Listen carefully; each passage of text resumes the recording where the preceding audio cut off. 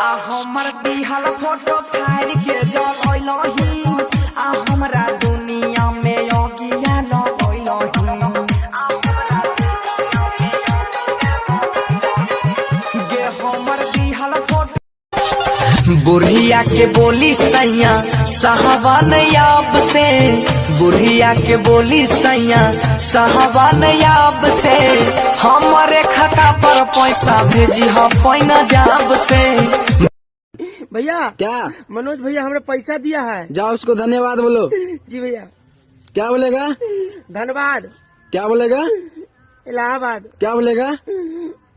मोहम्मदाबाद। क्या बोलेगा? गाजियाबाद। क्या बोलेगा? पता नहीं। Hello hello. आगे कहाँ नहीं गे? घर में ही है। आई मीन है। अच्छा आ रही हो ना? आ जाओ धोखे दे में की। अरे नहीं पक्का आ रही हो। फोनवा का उठा बोन गे? अरे घरा में मम्मी हले कैसे उठती हो? रोज रोज तोर मैया बहनिया रो है त की कही काहे ला गुस्साव है? कतना इंतजार करे मी गे? बहन के माथा उतर हमर दर्द करे लगे। नहीं आवे को तो बोल हम जाम अपन घर। अरे आ रही हो ना तुरते पहुँच जबो। अब हम खड़ा नहीं रहो ढेर देरी हो गलो तोर नौटंकी देखा लियो हम। आव ही हो ना? आओ जल्दी बहन के। काट दोगे। गन्ना बेचे अब की बैसाख में चुम्मा ले 1 लाख में। गन्ना बेचे बैसाख में चुम्मा लिए आषाढ़ में। चुम्मा ले 1 लाख में। चुम्मा ले 1 लाख में।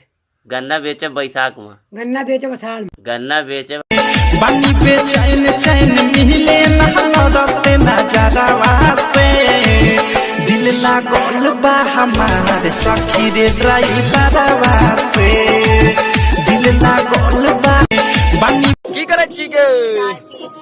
हमरो दही न पिए ले। नहीं देबे पिए। बड़ा कंजूस छी लेकिन। अरे हमरा ठेक ठेक पी ले जी तब पन वाला में पी लेबे चाहे जी। बहुत होशियार छी ना गे? हां बहुत। भाई भाई भाई अपना लपड़ा हो गया भाई। चल ना भाई। मैं नहीं आ रहा जा।